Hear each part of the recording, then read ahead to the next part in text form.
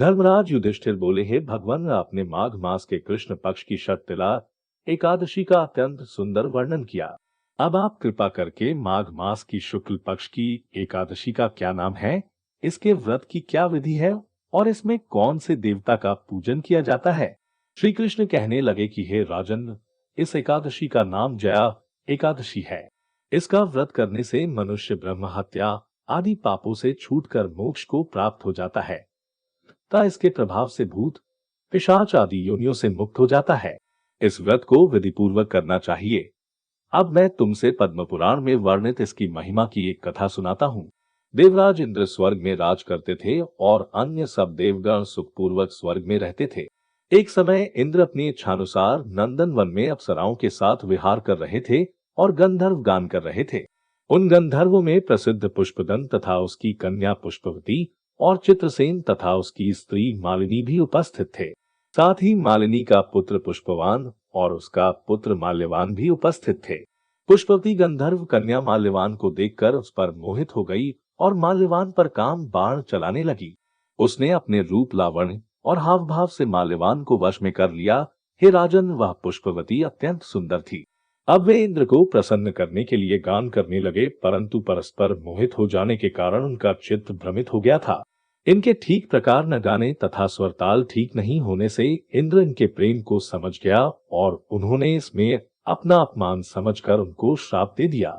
इंद्र ने कहा, है मूर्खों, तुमने मेरी आज्ञा का उल्लंघन किया है, इसलिए तुम्हारा धिक्कार है।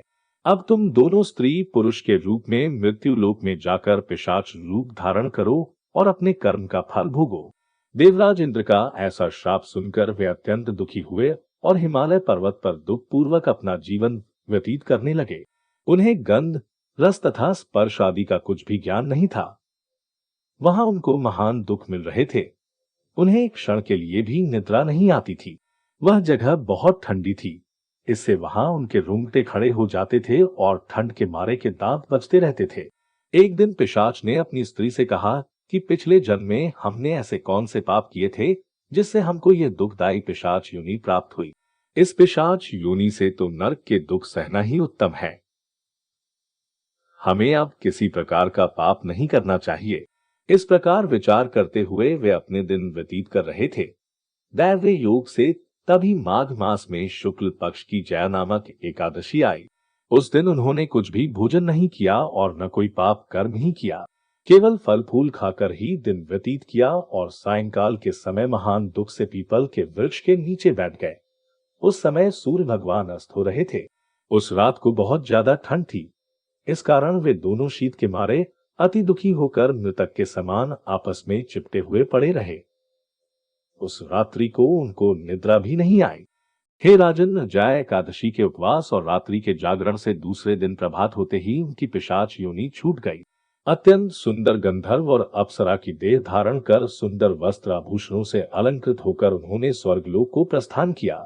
उस समय आकाश में देवता उनकी स्तुति करते हुए पुष्प वर्षा करने लगे। स्वर्गलोक में जाकर इन दोनों ने देवराज इंद्र को प्रणाम किया। इंद्र इनको पहले रूप में देखकर अत्यंत आश्चर्यचकित हुआ और पूछने लगा कि तुमने अपनी पिशाच योनि से किस तरह छुटकारा पाया, वो सब बताओ। माल्यवान बोले कि हे देवेंद्र, भगवान विष्णु की कृपा और जया एकादशी के व्रत के प्रभाव से ही हमारी पिशाच योनि छूटी है।